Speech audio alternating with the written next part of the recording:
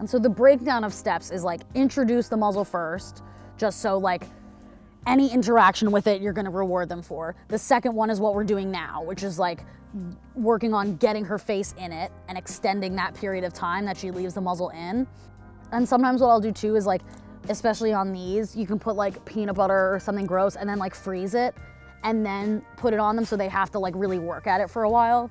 Third step is moving these clasps behind, because sometimes when you start moving your hand behind their ears, they're like, what the fuck? Like, so you have to do that really slowly and do like, maybe touch the buckle and then stop and treat. But just for a second and then unbuckling it, that's step 4, whatever number we're on.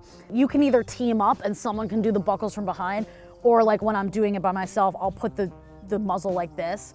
And so then I have one hand with the food and then I have one hand to kind of mess around with the buckles. Then buckling it and having them wear it for long periods of time, that's like the next step. So it's like you can only move on to the following step once they are like super comfortable and have mastered the one previous. Obviously, if she was like a bite risk and you kind of, it was like we gotta get this muzzle on ASAP, you'd have to compress all those steps into a much shorter period of time, which the downside is then they're uncomfortable with it on, so it's gonna affect the behavior.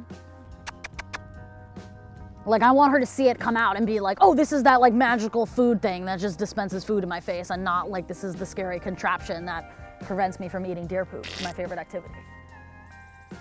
And like I like when she's going around sniffing, because she's basically like, I don't really want to work for this. I'm gonna see if I can get something for free. And then she's like, all right, well, this is just like leaves and dirt and grass, so I guess I'll do what she's saying and get the good stuff. And this is when, like, if you notice she's starting to like kind of zone out and like not be into it anymore, give her like an easy win. Treat her for just sticking her face in it for a second. 1, 2, 3, 4. Yes, good girl, good girl. But yeah, so you see how you can like gradually work your way up to like clipping it for a second and then like having it on for 5 minutes, and then like you put it on while you walk her, and then, you know, do the things she likes to do with it on. And then gradually it just becomes like a neutral thing that she wears. It's not anything crazy. Yes, good job. All right, all done, all done. And that's what I want, is like, I want to end when she's still kind of like looking for stuff and is still like into it. I'm covered in dirt and treats. That was good job. Good job, mama. So then this was a time where you could like take her on a walk or throw the ball for her, and that's like a decompression reward, because this was like very intense, like brain activity. Boop. Come in. Good girl.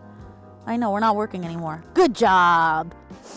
Shake is good. That's just like shaking off. Come on. Yeah, good job.